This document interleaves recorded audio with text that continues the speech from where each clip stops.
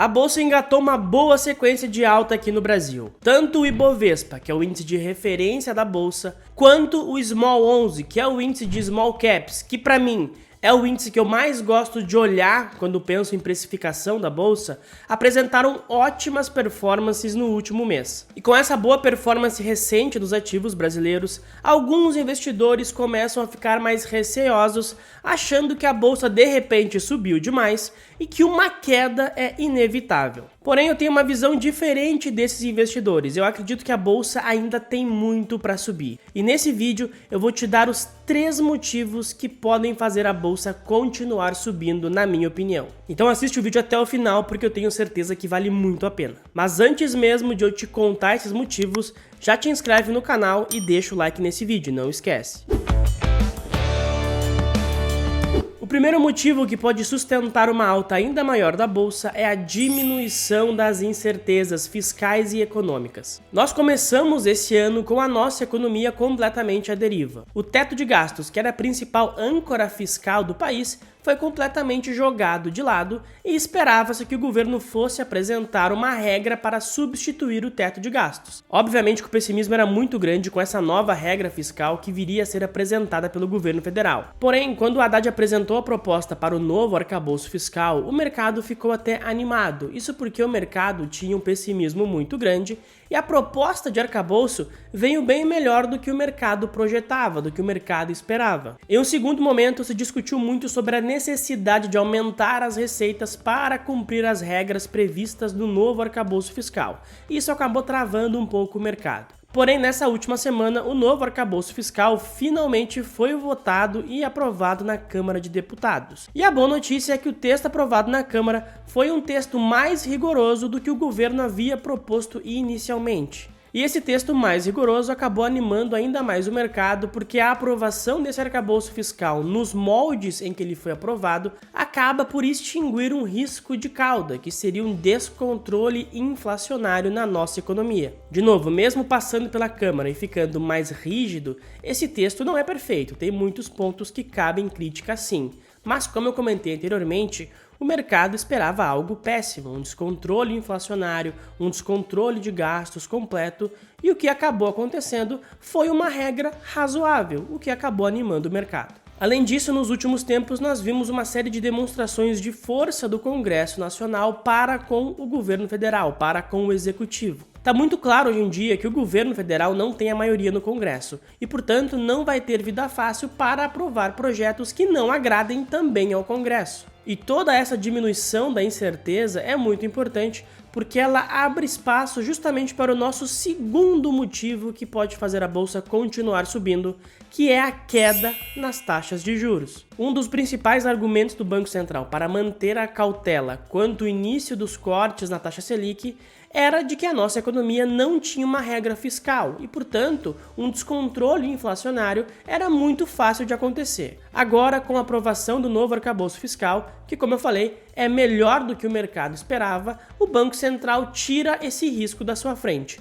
E o corte da Selic está cada vez mais próximo. Inclusive, o mercado já precifica cortes na Selic, e isso fica muito claro quando nós olhamos para a curva de juros. A curva de juros fechou, ou seja, caiu bastante nas últimas semanas. E, inclusive hoje nós conseguimos ver ali o DI 27, o DI 26 abaixo dos 11%. Se nós pensarmos que há pouco tempo atrás essas taxas do DI 26 e do DI 27 batiam na casa dos 13%, acima dos 13%, dá para notar que a queda foi bastante relevante. Mas é óbvio que a curva de juros não fechou isso tudo só porque as incertezas diminuíram. Outros fatores também contribuíram para que essa curva de juros fechasse. Um desses fatores são os dados de inflação, que estão vindo melhores do que o mercado espera. Os últimos dados do IGPM, que é como se fosse a inflação ao produtor aqui no Brasil, vem apresentando inclusive deflação nas suas medições, o que é bastante importante porque geralmente o que acontece com o IGPM antecede o que vai acontecer com o IPCA, que é o índice referência de inflação. Além do IGPM, os dados do IPCA também estão vindo melhores nas últimas leituras mensais. Hoje mesmo foi divulgado o IPCA 15 referente ao mês de maio, e esse número veio bem abaixo das expectativas do mercado. Isso mostra que a inflação está arrefecendo, e isso é uma ótima notícia para que logo se inicie o ciclo de cortes na Selic, que todo mundo espera há tanto tempo. Outro fator que também está ajudando a fechar a curva de juros são as expectativas de inflação, que são medidas pelo Boletim Focus. Durante muito tempo nós ficamos vendo as expectativas de inflação aumentando ou ficando estável.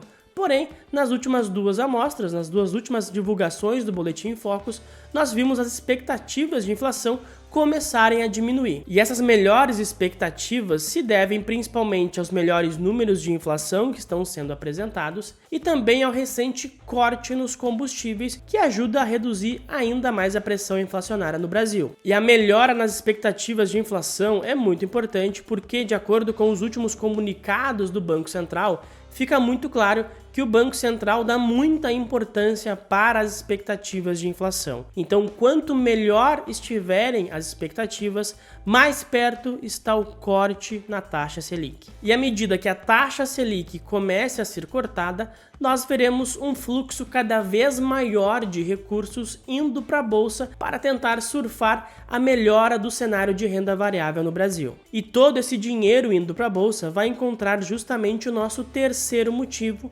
que é o valuation ainda muito descontado das ações aqui no Brasil. Mesmo com a alta recente das ações aqui no Brasil, o valuation tanto dos índices da própria bolsa quanto das empresas específicas ainda está bastante descontado e negociando bem longe das suas médias históricas. Se nós olharmos o preço-lucro do Ibovespa projetado para os próximos 12 meses, nós vemos que ele ainda está muito longe da sua média histórica. Ou seja, a bolsa, nesse caso aqui o Ibovespa, ainda tem bastante para andar só para encostar lá na média histórica. Porém, como eu já falei em outros vídeos aqui, eu não gosto muito de olhar para o Ibovespa e falar como se ele representasse toda a bolsa. O Ibovespa é um índice muito concentrado em Vale, Petrobras e bancos.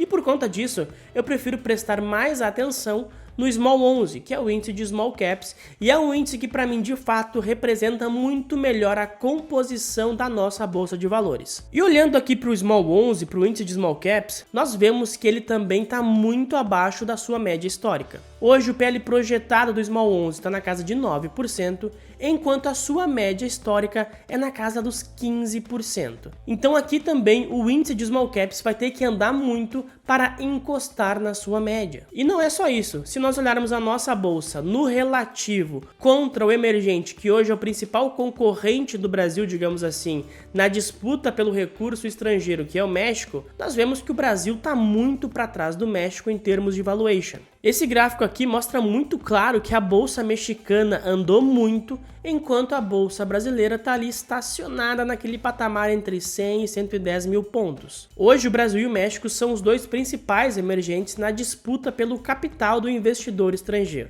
Isso porque, com o início da guerra e com todas essas tensões geopolíticas que estão acontecendo, os investidores, principalmente os americanos, que é onde está o grosso do dinheiro, estão optando pelas teses de nearshoring e friendly shoring, ou seja, investir em países que são próximos e que são aliados, de preferência democracias. E olhando nesse contexto de near e friendly shoring, Brasil e México são os dois principais emergentes. Então, como eu falei, à medida que as coisas melhorem e o cenário fique mais claro aqui no Brasil, é muito possível que esse dinheiro estrangeiro saia um pouco do México e comece a entrar no Brasil para surfar esse momento de valuations muito descontados. Então pensa comigo, é como se fosse um grande ciclo virtuoso. A diminuição nas incertezas faz com que a queda nos juros fique cada vez mais próxima. Esse juro caindo vai fazer com que mais dinheiro venha para o Brasil. E esse dinheiro vindo para o Brasil vai encontrar a bolsa em patamares de valuation ainda muito descontados. Então, esses três pilares têm tudo para sustentar a alta da bolsa por um período ainda maior de tempo. Obviamente que sempre pode acontecer algum risco pelo meio do caminho e mudar completamente o cenário. Hoje, o principal risco que eu vejo, não só para o mercado brasileiro, mas também para o mercado mundial, é a questão do teto da dívida dos Estados Unidos. Ainda tem um impasse muito grande sobre isso, e se os Estados Unidos realmente entrarem em default, darem um calote, as consequências serão muito graves para a economia global. Eu expliquei melhor sobre as consequências de um calote americano nesse vídeo que está aparecendo aqui no card agora. Então depois tu clica ali e dá uma assistida. Agora eu quero saber a tua opinião. Tu tá otimista que a bolsa vai continuar subindo ou tu acha que é de repente hora de colocar o pé no freio e ter um pouco mais de cautela? Manda aqui nos comentários para eu saber a tua opinião. E também não esquece, te inscreve no canal, ativa as notificações para nunca perder nenhum vídeo e deixa o like nesse vídeo para ele chegar no máximo de pessoas possível, tá bom? Muito obrigado pela atenção e até a próxima.